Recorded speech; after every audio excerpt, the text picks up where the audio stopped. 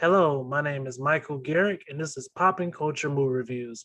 My guest today is Jaylen Orr, a very funny comedian. If he's in your city, definitely check him out. Also, please tell him the group that you're in. Yeah, man, I'm part of his film group, videography group called Click Classics. It's a small little group me and my boys do. Nice, nice. You guys definitely check that out. Also, like I said, please check Jaylen out. The movie that we'll be reviewing is The Incredibles. Jaylen chose the movie. Before we get started, this is a 100% spoiler review. But before we spoil the movie, Jaylen, do you believe they should watch it? Hell yeah, I was you. Oh, I'm sorry. I didn't know if this is the same kind of language barrier as Yeah. the No, podcast. no. Speak freely, bro. Speak freely. Yeah, you should definitely watch the movie. If you haven't, something's wrong with you at this point, and that's why you don't have any friends because you haven't watched The Incredibles yet. Hey, for that one person that really goes to, I want you to know, just watch Incredibles. Just do it, bro. Just do it. It'll make your that life one, so much easier. that one person listening or watching be like, that's why I've been lonely this whole time. Yeah, that's it. Just watch The Incredibles. Jaylen's very passionate about this movie, which I love. I totally agree with him, guys. Definitely check this movie out. Now, everything past this point is 100% spoilers. Jaylen, I'll let you kick it off. All right. So my first memory with The Incredibles of why I had to see it was I've always been fascinated with superheroes. So of course the movie's based around this super family, and it's back in the early 60s, 70s. I don't know exact era you would classify it as, but it's the quintessential hero movie for around that time period. It's just modern day family. Are we going to just like go chronological and just start from the beginning and start talking about what we like about it, or what? I can spiel about this movie. Hey, man. Hey, brother. Whatever you want to say. All right, let's get into it. So, um, like I said, my first introduction to it, my grandmother took me and my best friend to go see it in the movie theaters, and so I'm sitting in the movie theater watching it, and the movie starts, and Mr. Incredible comes out saving all these people. And you thinking the movie's just gonna be like this, like it's always a superhero. At the end of the movie, it's gonna be this big villain he fight. Nah, like the movie had a turn in like the first 5 minutes. He's saving people, but every motherfucker he saved from the beginning of the movie sued his ass. Not 30 minutes later, I'm like, oh shit, like this isn't what heroes do. Heroes can get sued. I didn't know this. And the man's like, you saved me from my suicide. Now it's like you were gonna die otherwise. What do you think was gonna happen? And it's like, no, it doesn't make, you don't know what's gonna happen. And then the people who he saved in the train sued him. And I was just like, this isn't what I was expecting coming to see a superhero movie. Like the first thing we get is them being put down and told that they should put away their capes and they must become normal people or they will be actions taken against them. And it struck the core with me because I was like, these people are doing things out of the generosity and kindness of their heart because they have these powers. And they don't have to help people. They could become the super villains if they want to, but they chose to help people. And these societies still looked upon them as like, hey, we didn't ask you to be our hero.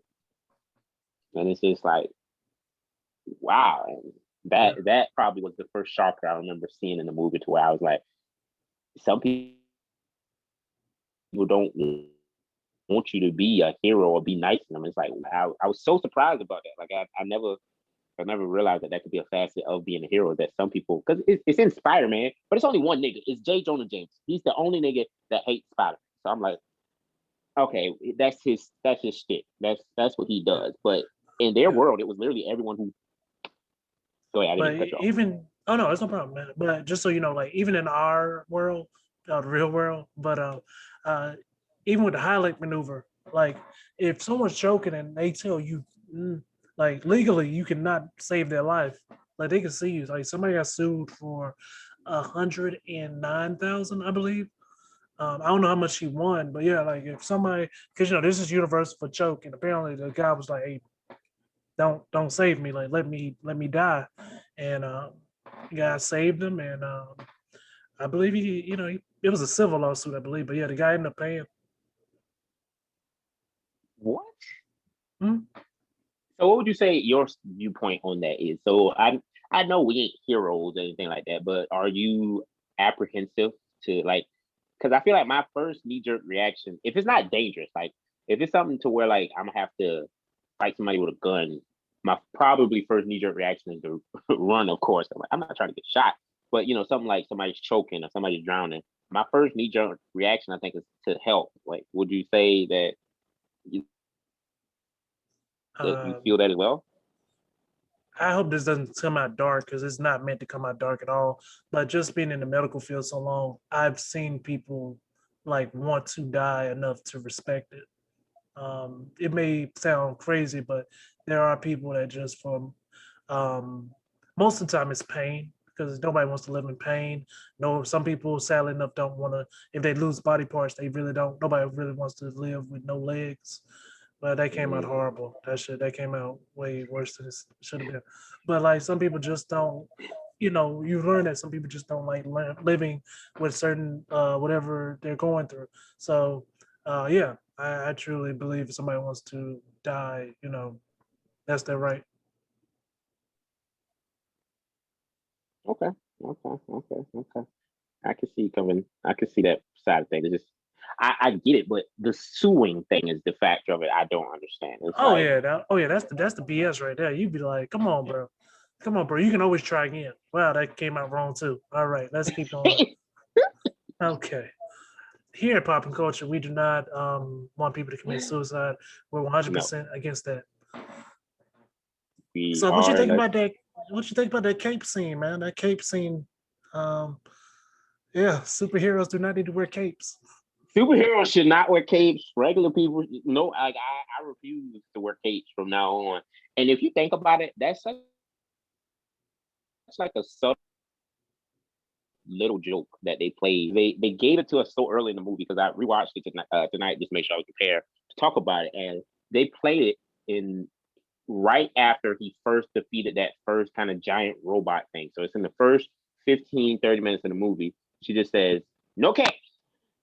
And she starts naming off heroes and why you shouldn't wear capes. And so I'm imagining through your first walkthrough, you just think that's just a little inconsequential or insignificant joke that they're just telling in the movie to make you laugh about why she doesn't want to put a cape on him. And to spoil the movie, at the end of the movie, the villain, the big bad villain of the movie, wears a cape, and it gets that dude gets him in so much trouble and dies from the shit. Basically, the nigga dies because of his cape, and it's just like I love the little things like that. It was like they took the time to say this early in the movie. It's like a setup. They set it up for you, and it's not. They don't ever bring it up again. They don't have no callbacks or nothing. But at the end of the movie, the nigga just dies because he wore a fucking cape. It's like that's brilliant. I love writing like that. Yeah, they paid it off great. As we're So talking about well. the villain, doing the podcast, guys, please make sure you go back and check out the podcast. This villain has made me really realize how important. And you talked about doing the podcast. You gotta take pictures with your fans, man. Wait, Syndrome made you think that? Yeah, he was a fan of him, and then when he didn't want to take pictures and everything, Oh yeah, yeah, yeah, yeah, bro, yeah, one yeah, picture, yeah, yeah. you say no to one picture, brother, you might have the world villain, bro. You never know. Look, hold on. Someone else is calling me. I'm sorry about this. But yeah, man, like you say, man, I can't do this right now, or I don't need a sidekick, or blah blah blah. And now you created a villain, and now we all got to suffer because you being selfish. I have a real life example. You say no to one picture. Next thing you know, Future is fucking your wife, dog. Do you know who I'm talking about? Yeah, I know you're talking about. But I want to be real with you, man. That story was hilarious till I got engaged. Uh, that was a real funny story until I You got going through engaged. your mind like, who? Who in the hell? Yeah, Like it yeah, that's that was hilarious till I got engaged. I disrespectful was on another laughing so level. Like, hard. Yeah, and Gucci flip flops, yo, bro, and the nigga made a song about it. Like, not only did he do it, he made a song about it. And I don't see how Scottie Pippen still acts hard. I guess because he's rich, so he doesn't really give a fuck. He mess around with other girls and stuff. But it's just like, damn, dog, it was that serious. He didn't take a picture with you, so you like, I'm gonna fuck his wife. I wonder if that was the first thought he had, right? Like immediately, Mr. Pippen, can I get a picture, Mr. Pippin, Mr. Pippin. Sorry, little kid, I ain't got time for you today. I gotta go shoot some hoops with Michael. I'm a fucking bitch one day. Like, do you think it was immediate? Like, I feel like that has been brewing for a while, because that's not just something you do in the moment. Like, you had to been holding on to that hurt and that pain for years to be like, yeah, he's my idol, and I want to hurt him. Like I said, man, this shit was hilarious before I got engaged. Shit was funny. I got engaged and I was like, that young man shouldn't have did that. That was shame on her. It's not really his fault, it's her fault. So. It is her fault. Yeah, shame on her. I mean, bro, she is gorgeous. You seen her? Larsa Pippen? God, bro, I was like, this is a gorgeous woman. I was just like, okay. Yeah, she pretty, but it's nothing there, bro. Like, I think the last person she was messing with, because I actually followed her kind of story and thing right after that happened, because I was just interested in her just to see like how she developed and what was gonna go on. Because I don't know, just the drama behind it. I just wanted to see what was gonna happen next. And literally the next relationship she got in soon, the next one I remember hearing about was her and that Malik Beasley dude. Did you hear about that one? Yeah.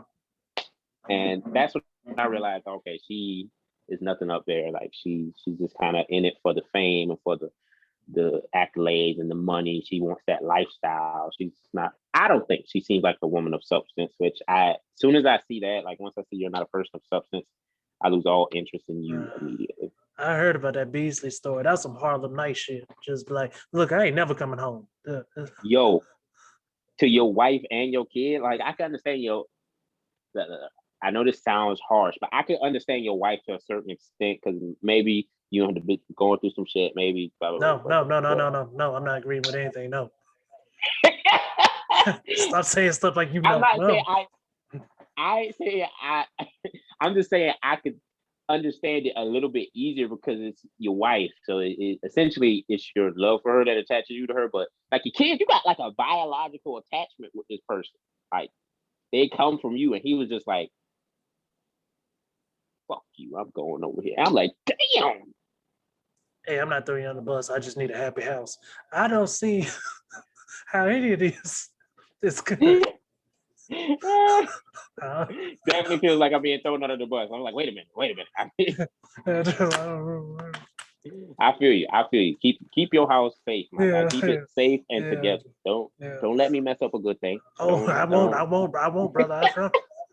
Ain't nobody sleeping on the couch in Greenville. That's that'll be a long ass drive for you. That'll be a long ass drive. Yeah. Another thing about this movie that I don't think enough people give it credit for, this is a great looking film. Like Pixar did an amazing job. Yeah, and I feel like Pixar, maybe after this movie, they just became known for it. But in this film, like I'm watching it, and to this day, it still holds up. Like when I was watching it just now, I literally not at one point did I think, this looks like a movie made in the early 2000s. I was watching it as if, oh, this could have been made yesterday for all I know. Like it, really great movie. And I will say, like, Pixar knew what they were doing when they were creating the women in this movie, because I was like, Jesus Christ, Mrs. Incredible, the little blonde girl who's the Syndrome's assistant, she was doing it for me in this rewatch too, bro. I was like, I didn't remember her being this bad. Like I knew she was bad, but it was like, God dang, Pixar, this is a children's movie. And that's probably why it does so well. It's both for the kids and the adults, you know? Yeah, Pixar was like, I'm tired of these ugly ass moms. Every mom ugly. Like we got some myths up in here. Yeah, I was just about to say Pixar, the first movie that introduced MILFs into this thing. So we gonna get some big stuff in here that we like. And I appreciated it, Pixar. Whoever was the graphic designer for the archetypes of the bodies. Yeah, we want our cosplay to look good. Exactly. Have you ever been to like a cosplay event or anything like that? Man, I've been trying, brother. I've been trying. I wanted to take my stepson to like the Columbia Comic Con we have in South Carolina, and then like one of South Scott Jokes, very funny comedian guys. If you haven't, definitely check him out. He told me about apparently like it's a lot of furries there, and I was just like, no, never mind. Yeah, no. You I cannot take a child around that. Yeah, I was like, nah, I don't want nah. So, but I hope to. I'm actually gonna go to my first Comic Con in October. Chris Carano, another very funny comedian from Rock Hill. It's like a horror Comic Con, so that'll be my first one. Okay, that's what's up. That's what's up. It's Have you gonna be been to a tight. few? No, I haven't been to any yet.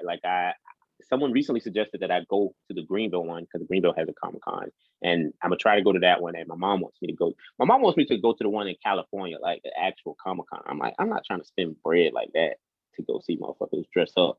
Like, I was told it's worth it, man. And then like as long as you book in advance, man, you can usually get okay, a cheap Airbnb and just make sure you get a fast pass for everything.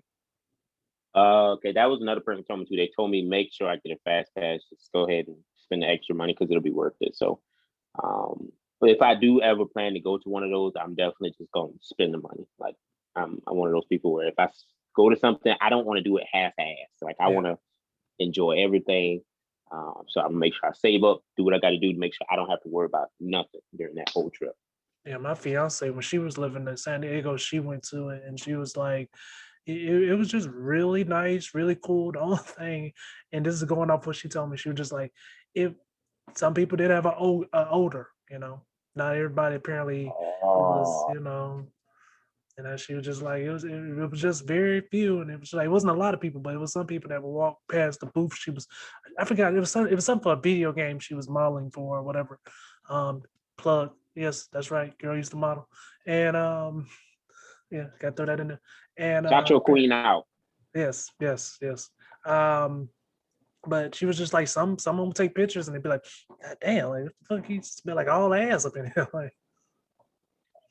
like Mountain Dew and ass. I was like, oh okay.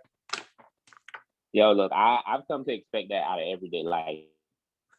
So it doesn't surprise me that it's gonna be a Comic Con. Like I experience that on the daily. Just motherfuckers just coming in like, do you know what a shower is? Like, I meant to actually just mm. doing the podcast. I apologize, but I want to go ahead and ask this 10-second question. You've got, don't say the amount, but have you ever seen somebody come to your job as do you mind saying what you do or no? Yeah, don't care. Oh, Yeah, you can say. as a bank teller, have you ever somebody come to your job and they're just dressed weird, and then you look at their account and you're like, this does not match what I'm looking at. Surprisingly, yes. Like it happens a lot more than what you would think. Um, but I would say the industries that they do, once you figure out what they do, you know why they look like that. So like the ones that get you are plumbers because they'll be driving this beat up like kind of like van. They got tools all over it. They're dirty. They don't necessarily they have dirt under their nails. Their hair doesn't be done. It's just like they doing plumber stuff and literally you'd be like, all right, you want to get your balance? Okay, let me pull that up for you. Damn, nigga, you make this much doing plumbing? Straight. You hired? Yeah, that's okay. You know. Cool. Thanks, man. But on Uh, average, if someone looks or smells a certain way, I would probably say it's more likely you can guesstimate what's in their bank account. okay. Cool. Thank you so much for sharing that, man. To get back to the movie, how'd you like the soundtrack? Amazing. And music soundtracks are so important to me in movies and in movies in general, movies and TV shows in general, just because I've learned that they're the heartbeat of the thing that you're watching. So essentially, you can watch a movie without any music into it, and it can be a wonderful experience. But with the music, it helps emphasize the moment. It helps lead you to where the director wants you to feel even more. It attunes you into the emotion that he wants you to feel in that moment. It attunes you to maybe like what you want to feel in that moment. Like it's just like, oh, I'm watching this and this is speaking to me in this sort of way. And with this music, I'm feeling like this. And so I'm just like, some of these soundtracks is just like, it's so tight, it's heroic. It's meant to be like a lot of them meant to be like inspirational. And everyone that they're using this movie, I felt like they hit their mark. They made me feel inspirational. Like right after I left the movie theater, I started running around like I was Dash, just freaking like da, da, da, da, da, da. My grandma was like, "Get your ass in the car. I'm tired of being outside." Like, I'm sorry, but like I got the little Incredibles mask that came with the first movie watches, and I wore the thing for like 2 days, 3 days, and then take it off. Like I'm just wearing this Incredible mask and just like doing whatever I had to do. But yeah, that movie soundtrack, it was hard as freak, hard as freak. Nice. How'd you feel about the pacing? Pacing is what I say about the pacing of this movie. I think the time of what they had was they I I felt like even rewatching it, I felt like I wanted to see more from the family than that one save. Like it felt like I didn't get enough of them. And it may be because I just enjoyed them so much that I wanted to see more out of them naturally. But I felt like a lot of the development in the island with Mr. Incredible, it was like, wait a minute, like this is cool and all, but there could be other stuff going on. But I guess since Hero Wing was legal, they couldn't really be doing anything. But I was just like, I need to see more of them being superheroes, because the final fight was essentially the fully kind of Thanos versus the Avengers thing that we got. But it was like there are so many other mini fights you could have in between there to where like you could build up who each hero is, what their struggles are, and what their heroic struggles are. And I was like, I wanted to see more out of just the entire family. Like Dash was my favorite one, of course. So I would like to see him in his own little thing, seeing what he goes through. Because I feel like I saw him run track, I saw him run on the island to outrun the aliens. I mean, outrun the robots, and then I saw him run on water to get away from Syndrome one time, the drone one time, and then that was pretty much it from him. And I wanted to see so much more of Dash because he's my favorite character in the movie, and I was like, I don't think I got enough. So I think they could have done a little bit better with pacing to give us more. But for the movie, maybe out of 10, I would say like a solid 8. It's not terrible. Nice, nice, nice. Sorry, I'm I'll say, long-winded, by the way. oh no, it's no problem. I still like his introduction scene too when they're talking to the principal and they like the guy actually caught him cheating, and he's just like, I don't see anything. Yo, I literally was thinking when I rewatched that, I'm like, I'm probably gonna meme these. Like, I'm gonna clip these and start using just his as a meme. So the very first thing is, what he does is he places a tack on the teacher's seat.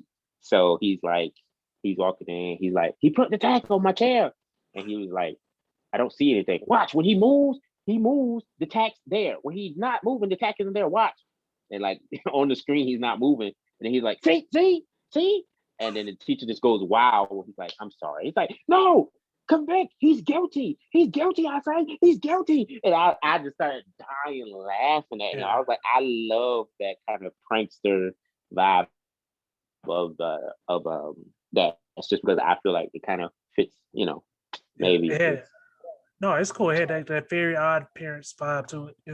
Yeah. Definitely close to that. And it's just very great introduction scene for him. Violet's was weird though. Do you remember Violet's introduction? Yeah. Like when I rewatched it, I was like, this bitch is a weirdo. Yeah, that's I don't think you can do that in 2021. But no. Like she sees her crush, and when he turns to look at her, she turns invisible, but because her clothes don't go invisible with her, you just see a turtleneck with no neck. And I was like, what? Yeah. And then the crazy part about it is she goes, he looked at me. I was like, bitch, he didn't look at shit. He didn't see you. Yeah, that's the whole point of your power. It has some Invader Sim type stuff on that one. Yeah. But it worked so well because I mean, I don't know, I wasn't a creepy kid, but like I could see how that played. It was an important scene with her building her confidence. Right. And would you say this? I feel like with the guy who she was going after, the guy who she liked, in real life, let's be honest here. Do you actually think Violet would get that guy in real life? It's like, I don't know. I don't know, man. If I find out she's stalking me, nigga, I'd probably be scared too. You'd be like, she can turn invisible. Oh shit, well. I can either live in fear or I can just make her not like me anymore. I can do either or. Like, Yeah, you're gonna have to choose one of the two because if she got superpowers, I'm like, I ain't trying to fuck. yeah, if anything fall in my room, I'm like, bitch, you in here.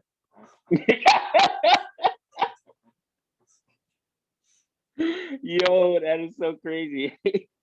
You can never have a moment's peace with her being your girlfriend. Like she's always there. It's like some girl saying hey to you. And it's like, bitch, the Violet sending you over here to talk to me. It's like, I'm your sister. Bitch, she don't care. She don't care. Look, bitch. Yeah. Yeah. You said 1 through 10, you would give this movie an 8. No, for pacing, out of 10 for Oh, rating, okay. Yeah. 10. I'm same here with it, I man. love the movie hands down. It's just I wanted more. Like I know 10 means it's perfect, but well, you got the sequel, so you know. Have you seen the sequel?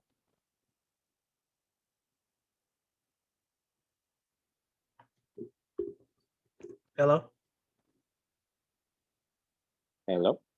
Yeah, can you hear me now?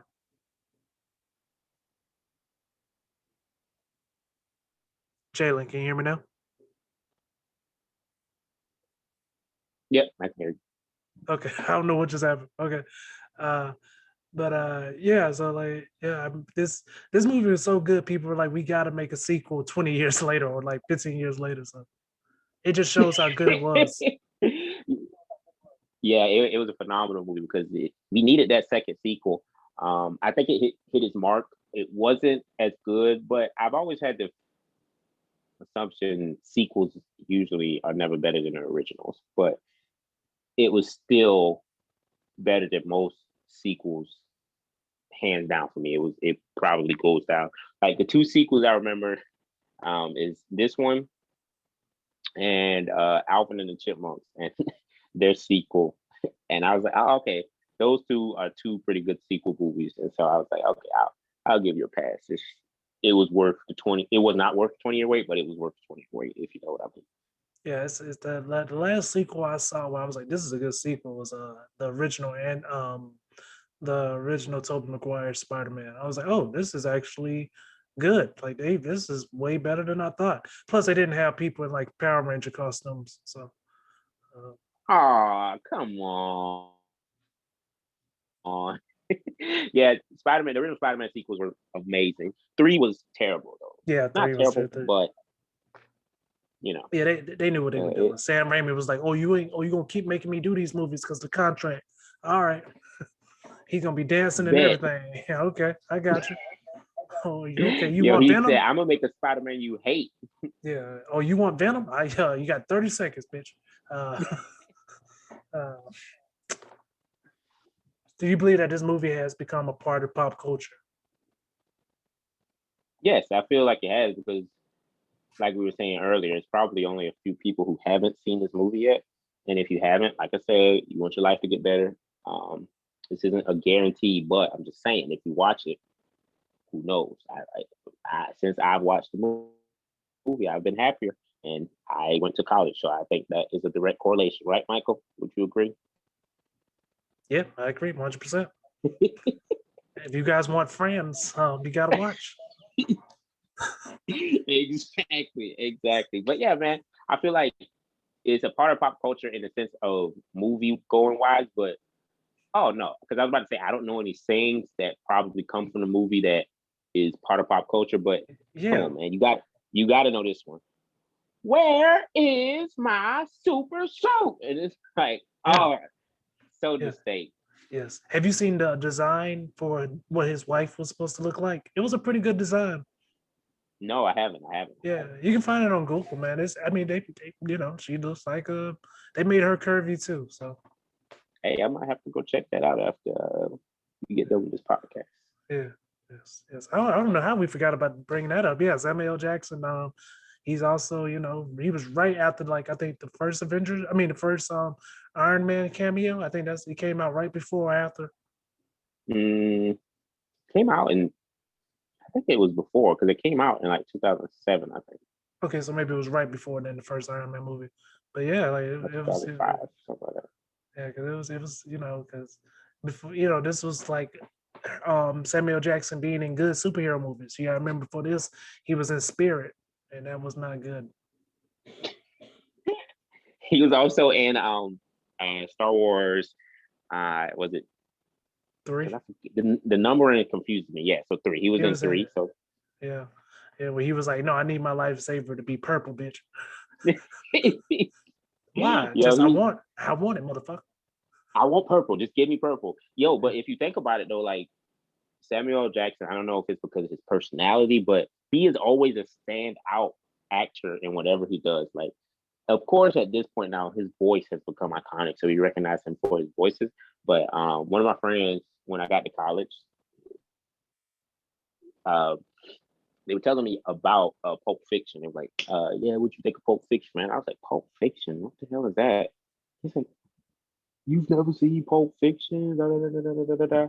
And so I was like, "Nah, why the fuck would I want to watch that?" He's like, "That's like one of early Samuel Jackson's best movies. Like, you got to see it, man." So like, I watched it, and just even back then, you could just see the passion in which he has for the character, the roles he takes on, and it's just like, wow, man, this dude has a literal talent for acting, and I Yeah, love every portion of it. exactly. I mean, talk about that, bro. I remember I had to have because I mean I love Pulp Fiction. It's in my top 10. But I never forget like all these people like my high school like, bro, you gotta see Scarface. You gotta see Scarface. You gotta see Scarface. And I was like, I grew up on New Jack City, like, so it was crazy. Like I saw Scarface and I was like, yeah, this is great overacting. I see why this became a thing. But then like put people on New Jack City and be like, okay, you're right. Yeah, Dang, that's crazy. Like I have not seen Scarface or New Jack City, so I may have to watch it now that you recommend them. Because a lot of people, my friends, recommend them to me, but I've just always felt like because I haven't seen any of the Godfathers either. Like, I just uh, watched the first one, man. just watch the first one for that one, okay? Yeah. Because Well, the second one's good too, but the third one's just pretty much a parody of itself. okay, okay. And what's Yeah. crazy is I think another reason I like this movie is so I like it's it's not a spy movie, but it has spy movie things in it, like the scene where he has to sneak into his lab to try Yeah. and figure out what's going on. The scene where his wife has to do the exact same thing, and just the espionage level of technology they have. And one of my favorite movie franchises is the James Bond franchise. And I remember I got started on that one in college too, and I saw the James Bond who I think of is James Craig, so because that was Yeah, the me most. too. Yeah, okay, cool. So yeah, I'm watching his first. I forgot what the first one's called, but I'm watching the first James Bond movie, and I just fell in love with the character, his suave, his technology that he had, his confidence, his always knowing what to do in what moment. If something happened that he didn't expect to happen, he got an answer for it. It's just like, I love this. And then when I saw that movie, that was the early instance of me liking espionage and not knowing. And so now that I'm older, I realize I like spy movies. So I know now why I like this so much. I associated that kind of cool, suave spy thing with the whole movie. And so like that's another undertone of the movie I don't think people realize is that it kind of gives off spy movie type. Or at least to me, I don't know if people would actively think it's a movie that deals with spying. That's nice. I mean, it definitely goes hand in hand, man. Like I said, this movie was very much ahead of its time, and it's a great film. Thank you so much, man, for coming on to review the movie with me. Is there anything you want to say to your fans? And please let everybody know where they can follow you. Uh yeah, to my fans, I already know you already watched the movie, so just go ahead and tell all your friends to go watch the movie, so we can get them on the train. That way, they can stop being haters and jump on our train, and we can just, grind this thing out together as a family, like we're supposed to do. You can follow me on Instagram at Jaylen Orr, JaylenOrr. It's my name. My username is J, all lowercase, underscore Brezzy, BREZZY, 009. Okay. And where can they find the videos for your And, group? okay, that would be on Click Classics. It is, so you spell it CILQUE, Click, and then Classics is CLASSIX. S. Search Click Classics. It's spelled a little weird, but it's on my page. If you find my page, just Okay. click in my bio, and it's right there in it for you. And it's a easy link for you to follow. Cool. Well, man, thank you again for coming on. Thank you guys for watching and listening, and have an amazing